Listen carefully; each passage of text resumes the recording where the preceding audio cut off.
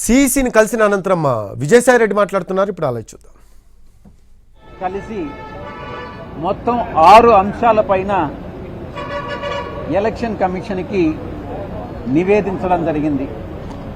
మొట్టమొదటిగా ఈరోజు మాకున్నటువంటి సమాచారం ప్రకారం తెలుగుదేశం పార్టీతో పాటు జనసేన పార్టీ కూడా అన్రికగ్నైజ్డ్ పార్టీ.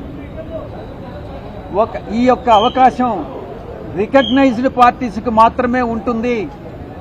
అన్రికగ్నైజ్డ్ పార్టీ అయినటువంటి జనసేనను ఎలా అనుమతించారు అన్నటువంటి విషయాన్ని ఎలక్షన్ కమిషన్ దృష్టికి తీసుకురావడం జరిగింది.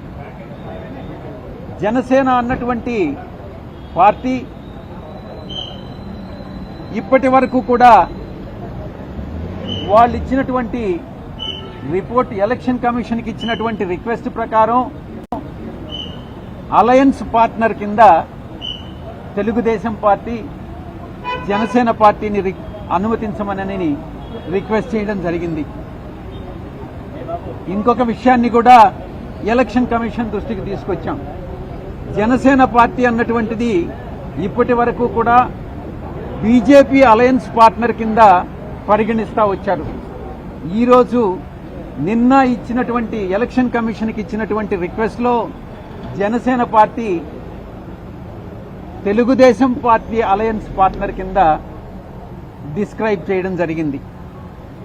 జనసేన పార్టీ ఈరోజు నిజంగా ఆలోచిస్తే బీజేపీతో అలయన్స్ పార్ట్నరా లేక తెలుగుదేశం పార్టీతో అలయన్స్ పార్ట్నరా అన్నటువంటి విషయాన్ని క్వశ్చన్ చేస్తూ ఎలా ఎలక్షన్ కమిషన్ అనుమతించడాన్ని మేము వాళ్ళకి నివేదించాం. ఇలా అనుమతించడం సమంజసమేనా అన్నటువంటి విషయాన్ని ఎలక్షన్ కమిషన్ దృష్టికి తీసుకురావడం జరిగింది. ఇక రెండవ విషయం, జనసేన అన్నటువంటిది అన్రికగ్నైజ్డ్ పొలిటికల్ పార్టీ.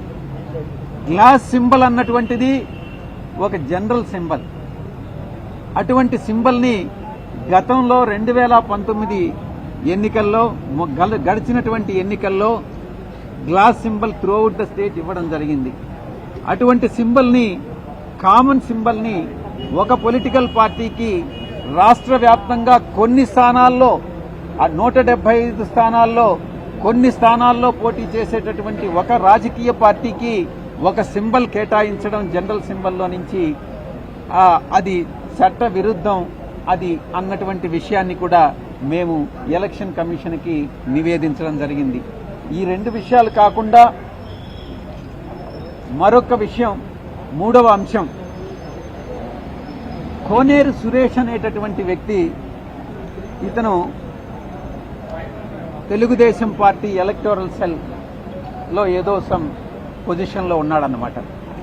ఇతను ఒక బల్క్ కంప్లైంట్ని, ఒక ఇంచుమించుగా 10 లక్షల పైచిలుకు ఓట్లన్నీ కూడా ఆంధ్ర రాష్ట్రంలో బోగస్ ఓట్లు అన్నటువంటి కంప్లైంట్ని chief electoral officer Andhra Pradesh, chief CEO of Andhra Pradesh కి కంప్లైంట్ ఇవ్వడం జరిగింది.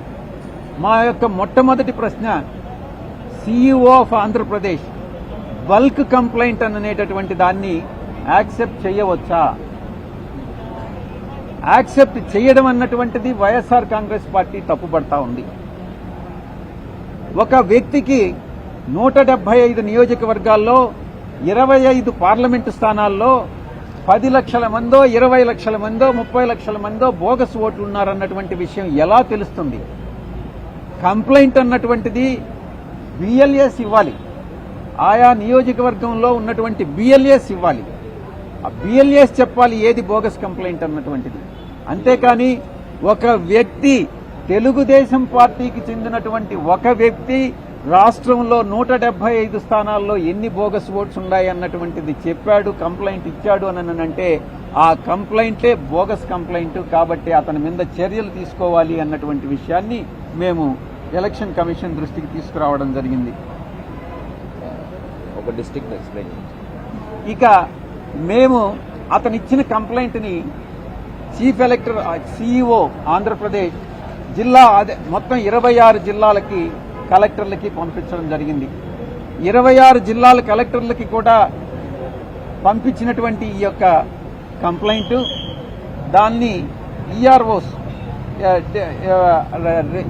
ఎలక్టోరల్ రిజిస్టర్డ్ ఆఫీసర్స్ ఆ రెస్పెక్టివ్ కలెక్టర్స్ అందరూ కూడా ఎంక్వైరీ చేసి దాని మీద రిపోర్ట్ని ఎంతవరకు ఇది బోగసు ఎన్ని ఓట్స్ జెన్యూన్ అన్నటువంటి విషయాన్ని రిపోర్ట్ని ఎలక్షన్ కమిషన్కి సబ్మిట్ చేయడం జరిగింది. ఒక్కసారి మీరు ఆలోచించండి, ఎంత బ్యూరోక్రాటిక్ టైంని వేస్ట్ చేస్తున్నారు. నిజంగా ఈ యొక్క 26 జిల్లాల్లో అతను ఇచ్చినటువంటి ఆ కంప్లైంట్ని వెరిఫై చేస్తే దాంట్లో మేము ఆర్టీఐ ద్వారా మేము ఇన్ఫర్మేషన్ సేకరించి 3 జిల్లాలకు సంబంధించి ఇన్ఫర్మేషన్ సేకరించి దాన్ని మేము ఎలక్షన్ కమిషన్కి నివేదించడం జరిగింది.